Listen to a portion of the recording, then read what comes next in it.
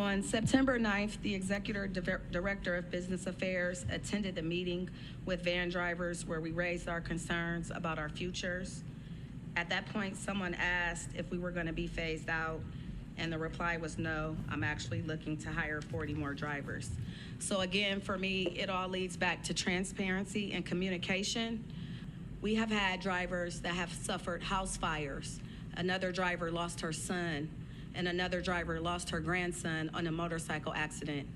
But they all still got up and came and did their job. We still wake up every morning and transport our children.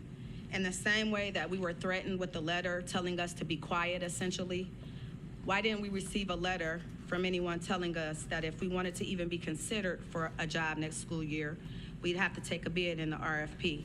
And to date, we still haven't been notified. Hello, my name's Debbie Morick. I've been an ICO van driver for 35 years. I, like my fellow drivers, have taken great pride and put a lot of commitment and dedication into this job. I'm sorry. We've complied with every change the department has requested. We were told in an in-service meeting a few years back if there was any way to get rid of us, they would due to cost. At a business meeting, I brought up the fact of a stipend for snow days of $15. I was told you're nothing more than the milkman and you deliver a product. If the product doesn't get delivered, you don't get paid. It appalled me that students were referred to as products. Due to a dramatic increase in the number of scholars needing van transportation and ongoing discussions with the Ohio Department of Education, we found that our ICOs, independent contract operators, were not able to handle the capacity and meet best practices.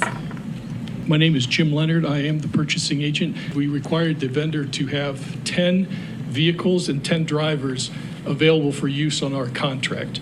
The third vendor we talked to, Templeton, said that she could, in fact, supply 100% of our needs in our timeframes required.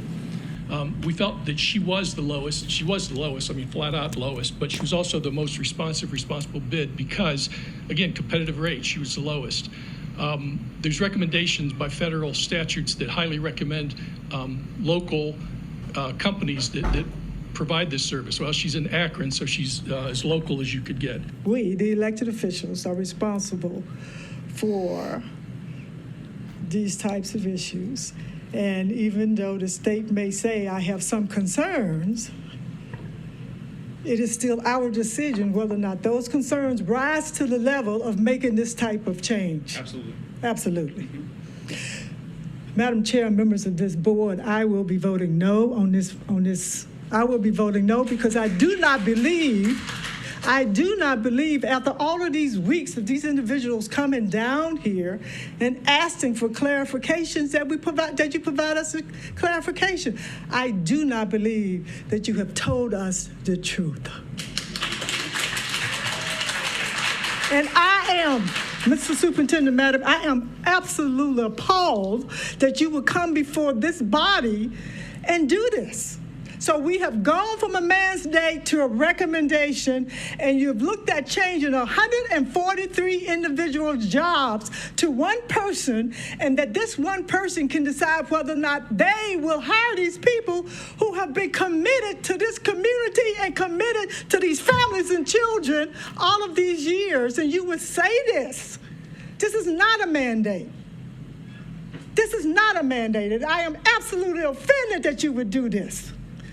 Am I hearing correctly that our current ICO is not able to handle our capacity that we have right now? When we get students from the SPED department and Project Rise, we send those students out every day at noon to the ICOs in a blast email to see who can add whichever student to their route to accommodate these students.